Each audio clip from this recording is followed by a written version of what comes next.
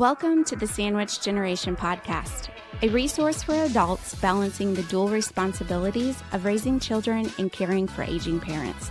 Whether you're helping your parents downsize, explore real estate options, navigating caregiving, or looking for practical advice to help your family thrive, this is the place for you.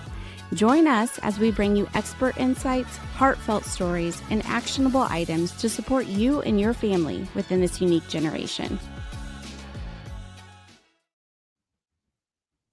Hello. Happy New Year. Yes. Happy New Year. 2026 is here. Yeah. We were just, this is take two.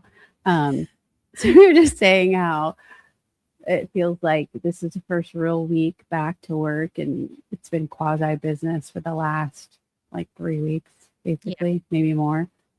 Yeah, totally.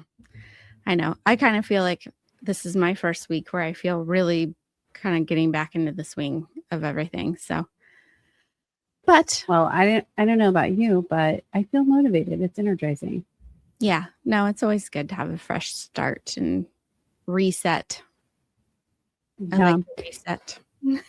So last week we had our first Rooted event of the year, and we decided we're going to have monthly meetings, like after action lunches, not meetings. I don't like the word meetings.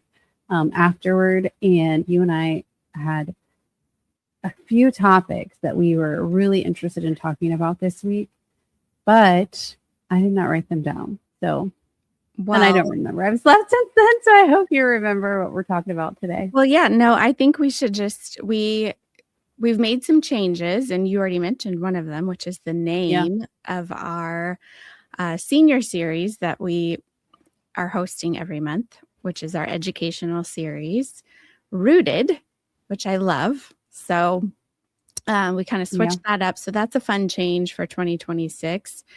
And we have some really good topics. Already had our first panelist, as you mentioned, or our first event, and I thought that was successful. Had good panelists, one that we for sure got to get her back on because our attendees we're gonna have her on the her. podcast actually. Yeah, I think she'll be great. So so stay tuned for that as we proceed through the year. But I think it's going to be good to getting back to doing those monthly, where in 2025 we did them quarterly. So it'll be good to see those faces and panelists every month going forward. So that's a change. The name changed, and then we went back to the monthly events that would seem to be more successful, I think, for us. So that's fun. Yeah, and some of the reasoning behind that, besides we missed seeing our attendees every month. So we have applied for our nonprofit status. We're approved in the state. We're just waiting for our federal 501c3 official approval, which should come in, I'd say probably February. We talked about the government shutdown was when we applied for that. Great timing.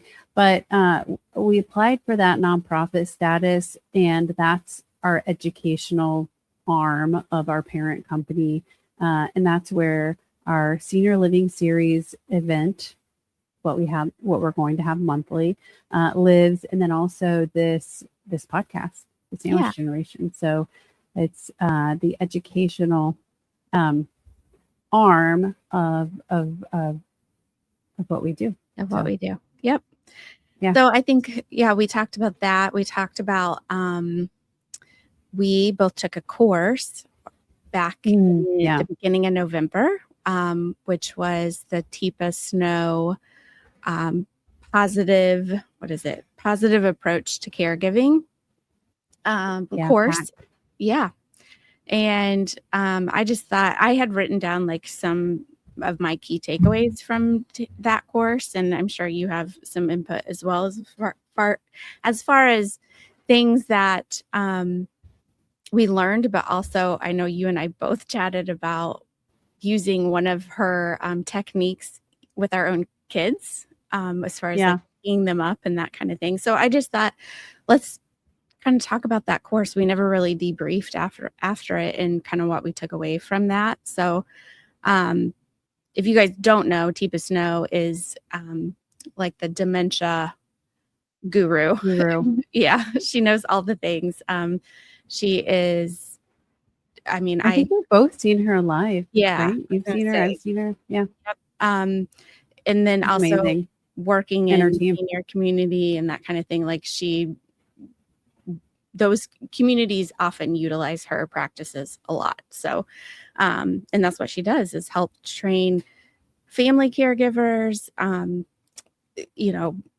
staff in communities that are working with people with memory loss. So, anyways, she does these online courses. So if you're someone that's interested in knowing more, you can, if you just Google Teepa Snow, snow like the actual stuff that falls from the sky, and then Teepa, Teepa. But you can see some of the online courses she does. So if you are a child that has parents with memory loss, or you're just trying to navigate that, there's a lot of really helpful information on her website. But I wrote down a couple things that I thought were helpful just going through life, whether you are caregiving for someone or just maybe in your everyday world come across some older folks that have hearing loss or struggling with memory loss, can be super helpful.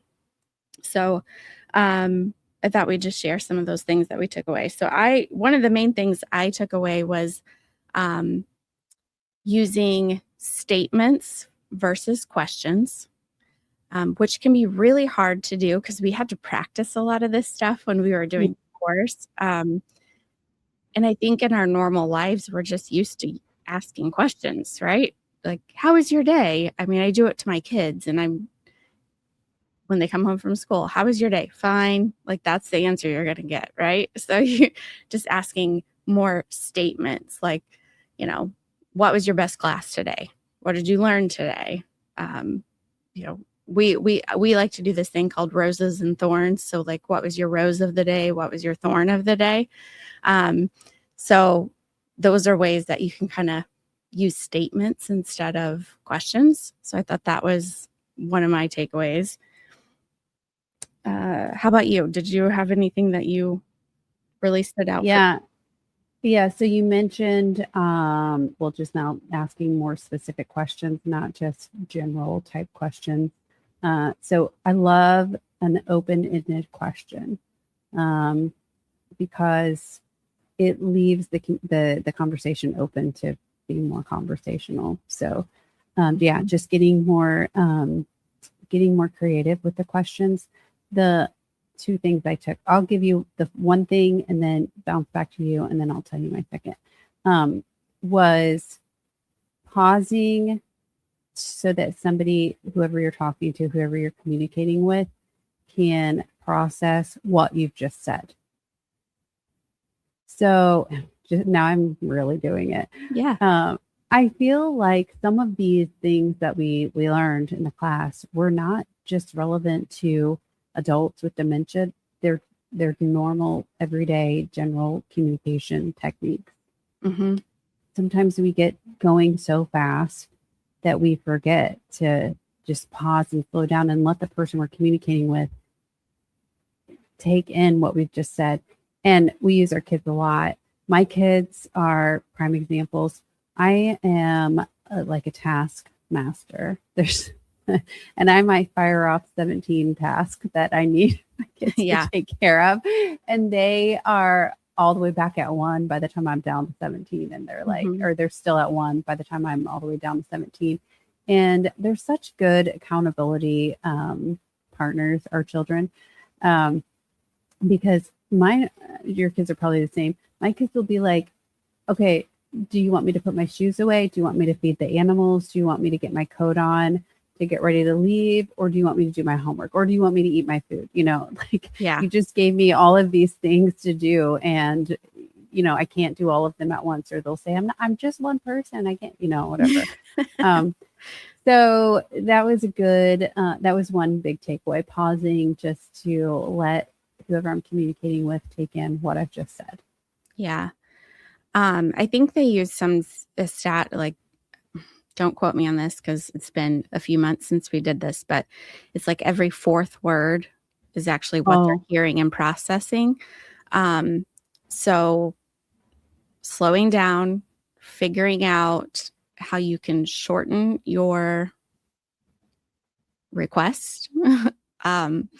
So those were some of the things that, slowing down, let them process. And then to go along with what you're asking them to do is to use hand gestures. So when someone's got cognitive decline, using your words, looking directly at them, slowing down, but also using like gestures if you need to. Like, it's time to go is one of the things they gave an example of. So I think those are things that I am going to try to be more mindful of when I am talking with some of our clients who maybe don't have dementia, but just don't hear as well. I think these things are really helpful when you're just talking with somebody that has hearing loss too. Slow down, look directly at them, use your hand gestures if you need to, get their attention, that kind of thing. So just some cool ways to incorporate that better in my daily. Where that can work really well too. Talking to teenagers with AirPods in. Oh gosh. Yeah. That's pretty much like real life practice we get. Basically all the time. Yeah. At least one AirPod in, right? I just, as you were talking about that and you said, they're hearing every other word. I mean, our children are too, if they're teenagers. And I know there's people out there who are, this is the sandwich generation, right? So we have children of our own, we're raising our children, and we're starting to raise and care for our parents too. So yeah, there's people out there with teenagers just like us. Yeah. What was your other? Yeah. So the other one was something you touched on, I think at the beginning, when I'm going into my teenager's room to wake them up for the morning. A lot of times, actually, my daughter is really good about getting herself up. But if there's a time when I need to go in her room and wake her up, I don't barge in there and say flip on the light immediately. Turn on the light. We gotta go. You have 5 minutes to get ready. Yeah, that would be alarming to probably anyone, and the response wouldn't be great.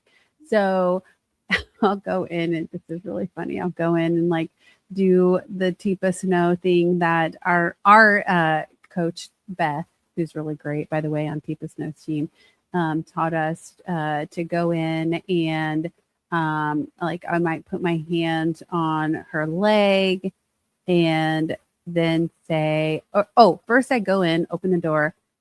Helen. Hi. Helen. And then I sit down on the side of her bed and then, just put gentle pressure on her leg, around her knee, just above her knee or whatever. Now for a teenager, you might get this response. Maybe you've gotten this response, Sarah, no. She'll say just immediately, no, don't touch me. Because because teenagers don't like to be touched. Now, hopefully that doesn't happen with seniors, but she'll be no. Other times, it goes over well, but anyway, it's good practice. Yeah. The mine just usually roll away from me. There she is again, but using that, calling them by name,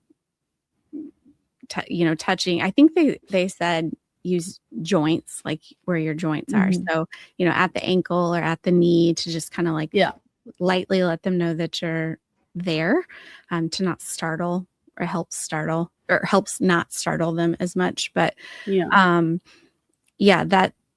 was, and to go along with that. So one of the things that I didn't realize was that oftentimes people with dementia, their the peripheral vision goes away. And so they use the example of taking your hands like this and looking through there, and that's what they're seeing. So just keeping that in mind when you're trying to get someone's attention or talking to them directly, you really need to be in their direct line of sight. So whether that means you're getting down on their same level, moving from the side, but to more directly in front of them. Just lots of little helpful tips that they gave in the course that I can use with seniors, with folks with memory loss, but also just in our day-to-day interactions with most everyone, it can be helpful. So that tunnel vision came up at our event last week because we had you're gonna have to help me with this, optometrist. We had all ophthalmologist, of them. and an optician. We had an optician. Yep, we had all three. So it's hard to remember what's what. But they brought it up as far as as you age, like your peripheral vision is one of the first things to go. And so they talked about the tunnel as well. Yeah. And so, that's just something to keep in mind, whether you're dealing with a parent that's got any sort of cognitive decline or not. Just those things tend to decrease as we age, and it's easier to just make sure you're directly in front of them. It's easier for them to know that you're talking with them, and read lips if they need to with the hearing loss. I know that can be very important. And I mean, if you just do this yourself, it's really, I guess, telling, or it's kind of an aha moment. If you think going through life every single day, just being able to only see like that. Not anything. It brings up concerns about driving. Our parents that are driving that maybe have some of that impairment, visual impairment, where they're seeing like that. Because when you're driving, I mean, you've got to have good peripheral. Yeah, definitely. So I don't know. That was pretty much the main things that I had written down as my takeaways. But it's definitely a course I think could be very helpful for people that are, have family that they're caregiving for, just want to try to understand better how to communicate with them. That's a great way to go about it. Plus just all the blogs and info that she has available to read through. I actually just saw a thing I got either today or a couple days ago from the Teepa Snow group, which I think this would be really cool. So I'm going to kind of follow it, but they're doing a webinar, I think this week. 15th, a free webinar, but it's about using the virtual goggles to put yourself in these, same kind of give you the feel of what it feels like to have dementia. And so I'm going to follow along because I have one of those virtual headsets my kids use, the VR stuff. So it'd be kind of cool to be able to put yourself. I've done one of the simulations, like room simulations that they will do for this, where they give you tasks and they put you in a room and you do have, you can't see, you're in certain, you can't hear. They give you headphones where you can't hear sounds, and they give you tasks to complete, and how difficult that is. And so that's supposed to kind of correlate to what it feels like to somebody that's living with dementia. So the VR, they just step that up with the technology where anyone that has access to a VR headset could kind of experience what that feels like.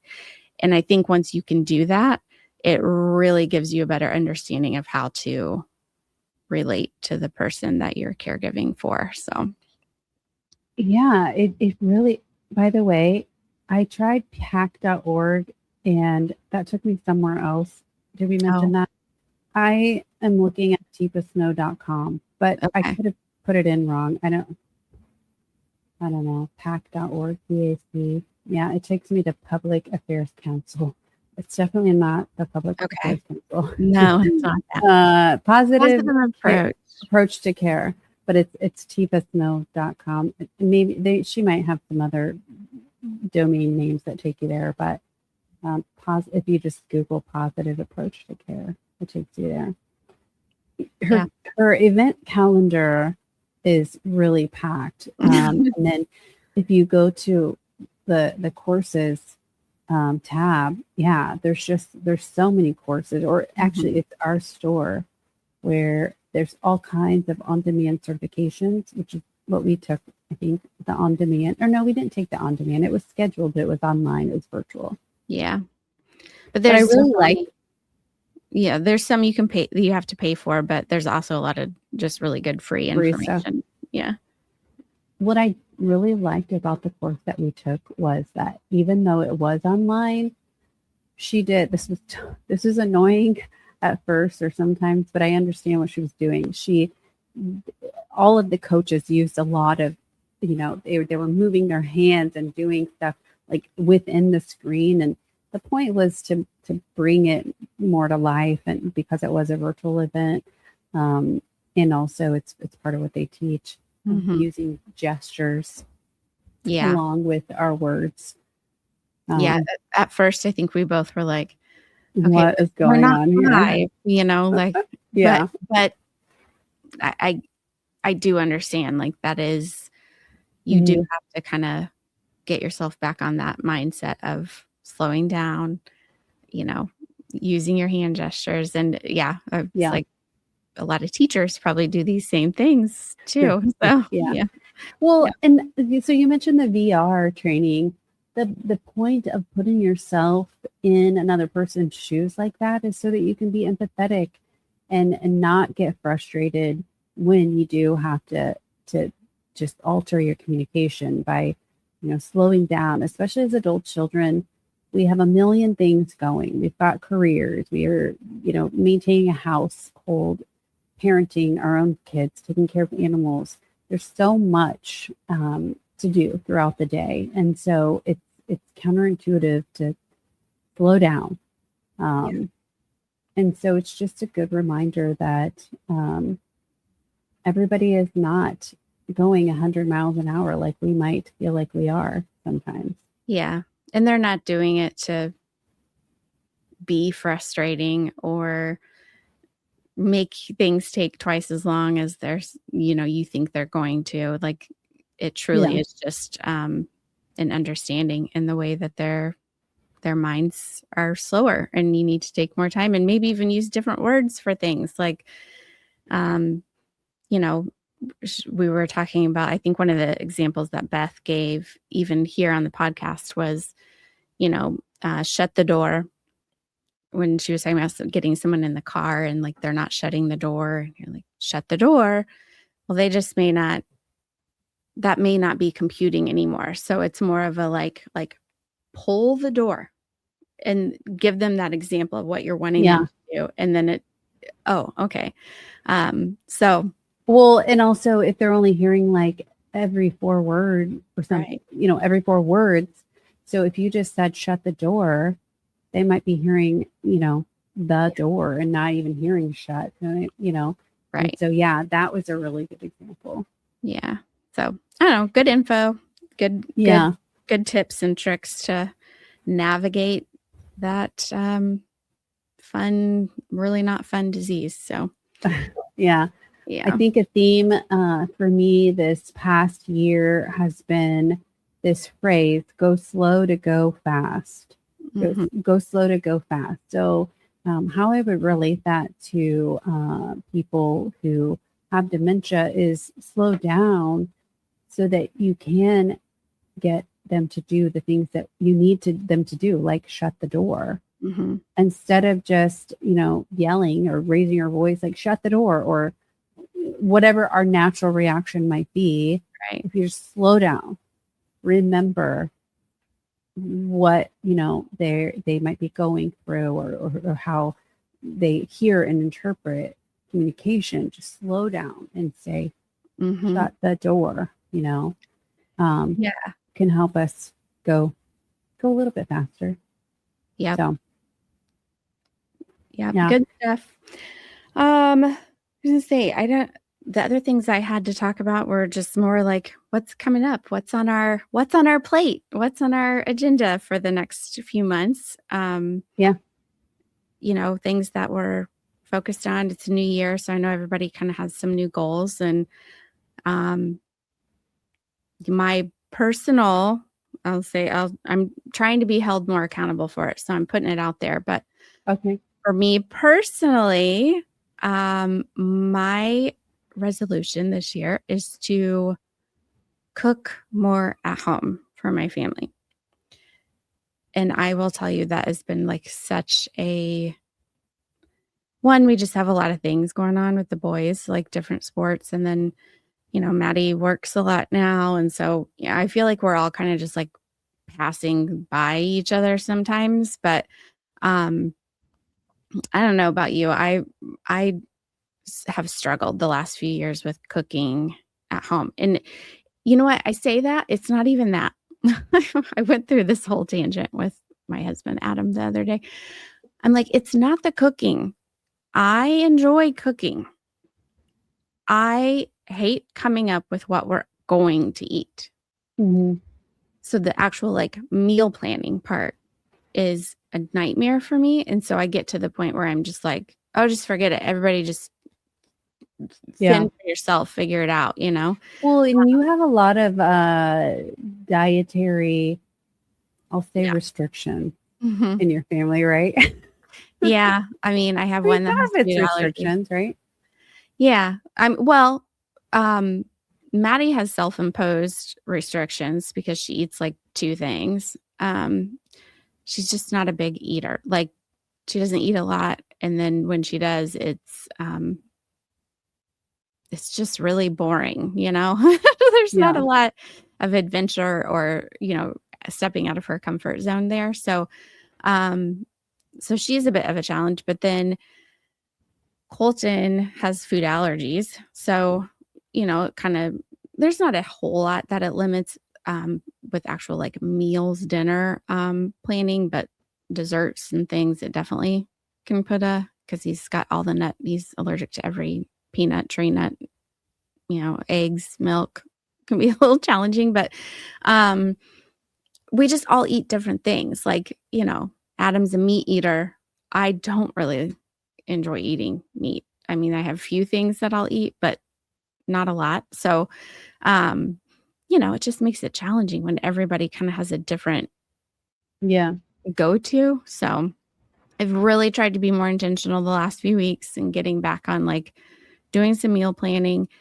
And, if somebody doesn't want to eat it, that's fine. But it's more of just at least try it. You don't know that you don't like it until you try it. And I feel like should be past the point of saying that to my kids. I mean, I have teenagers, but I'm still there, still saying it. Just try it, You might like it.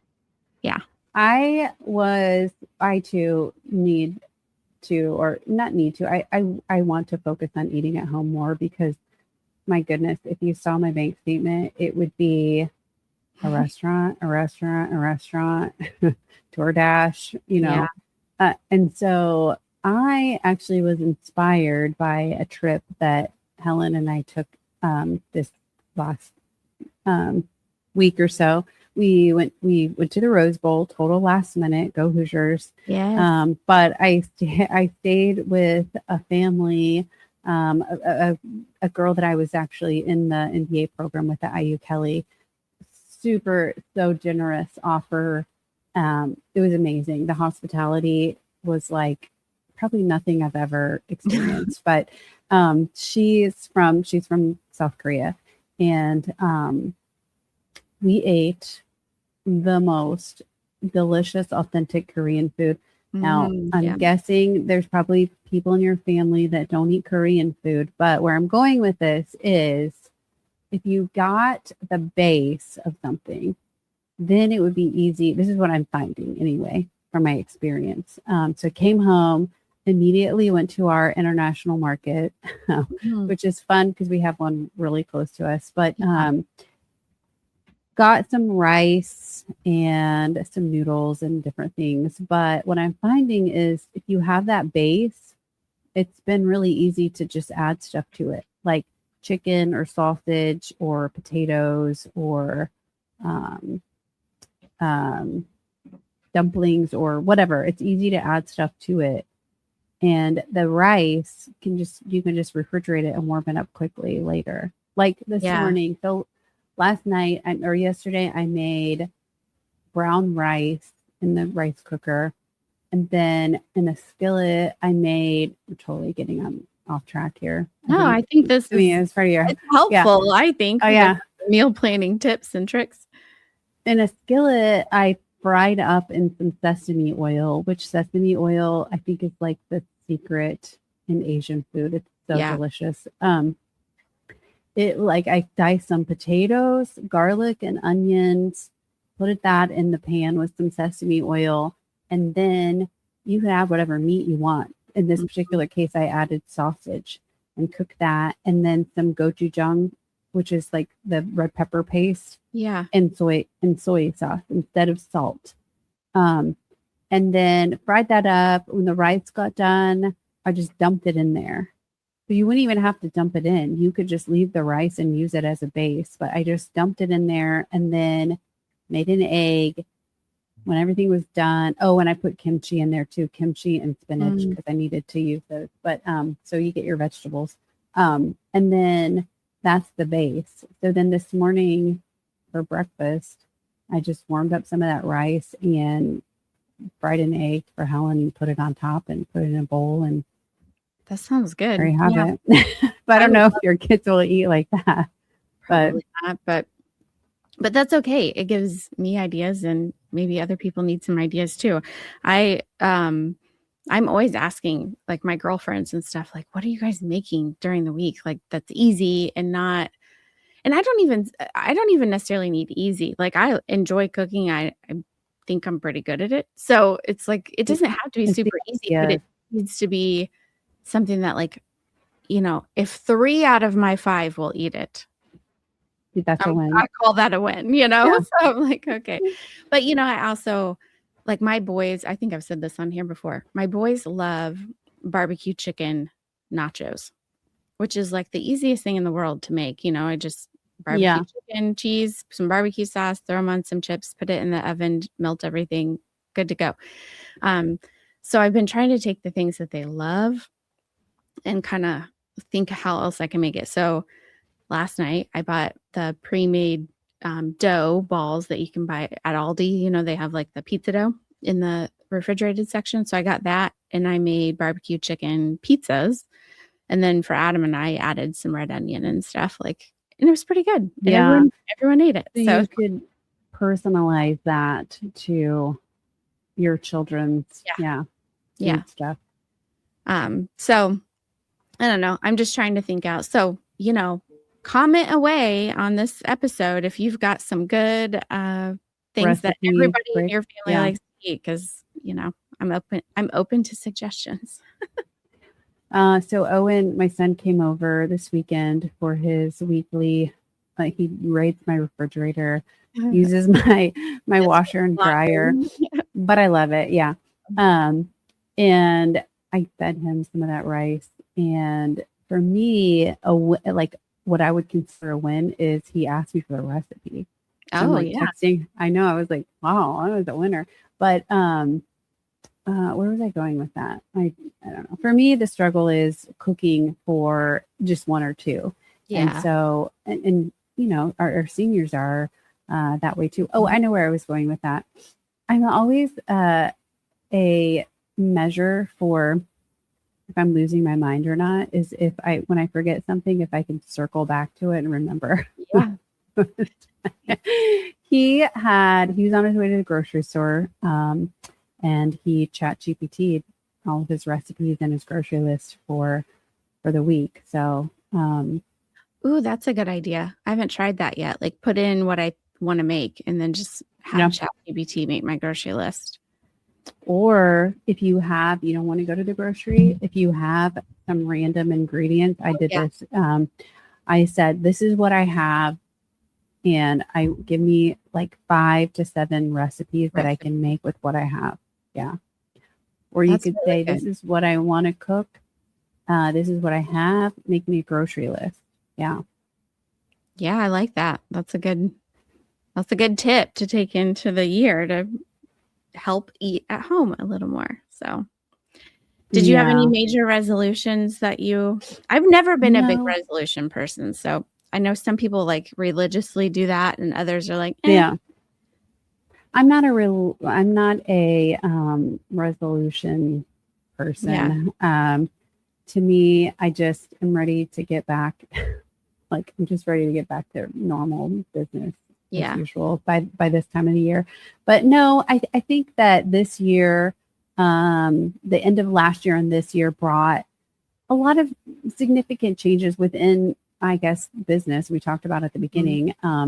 So we have our real estate brokerage, we have our education series that now we've branched off into a nonprofit. And I guess the reason why we did that was because I want to be more, I want to get more involved with veterans. So going for some government contracts, but also when we solicit for sponsors and grants and things like that to help support putting on the in-person events and this podcast in terms of marketing, and we pay for StreamYard and those types of things.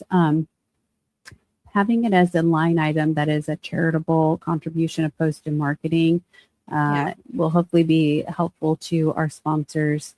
And we don't need a ton of money to pay for this annually, not compared to some bigger nonprofits, but it is an outreach. This is an educational outreach to seniors and their adult children.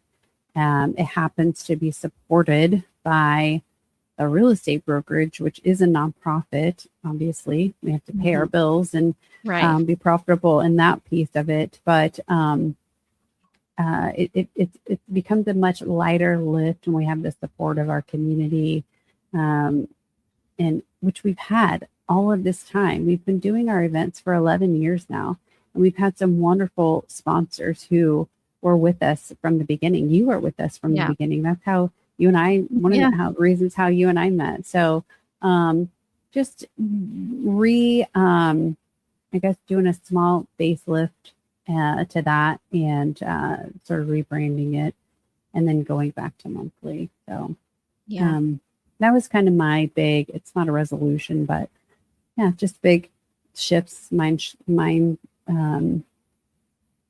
shifts. I don't know. You can edit this part out because now I'm just babbling. Hey, it's just, real life. We all go off on our little tangents and lose track of what we're talking about sometimes. So it's reality.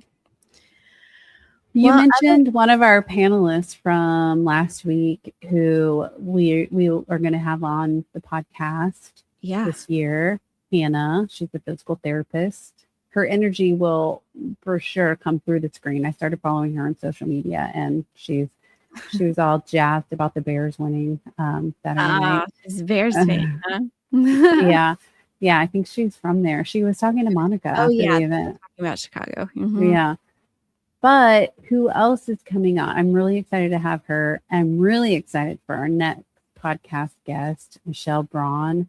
Yeah. She's neuropsychologist, and she has a product. She's a best-selling author, and she has a product that she gives out to communities, or she does within senior communities and senior centers. I think that that slows the onset of Alzheimer's.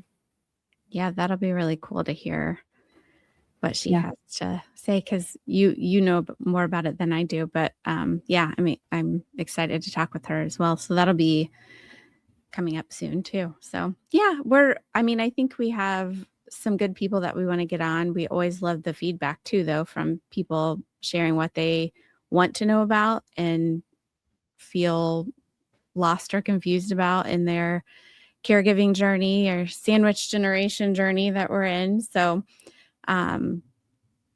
give us some feedback too if you have things you want to hear about or topics you want like us to cover or have an expert on. We would love to make sure you're hearing what you want to hear. Oh, guess what? We surpassed 1,000 downloads of our episode on Spotify. I told you that last week, and it happened when we were in California for the Rose Bowl, and I tried to save this celebration thing that Spotify for creators was giving me, but I don't know. So we've blown through it. Actually, we're past it now. Yeah. So that is a reminder. Well, it's a great time for celebration for that. But also it's a reminder just to tell our audience to, if you like this content, give us a follow, like, share, comment. We want to keep growing this. Yes, we do. All right. I think that's it for me. That's a good wrap up. The only other thing I have to say is go Hoosiers. Woo! Go Hoosiers.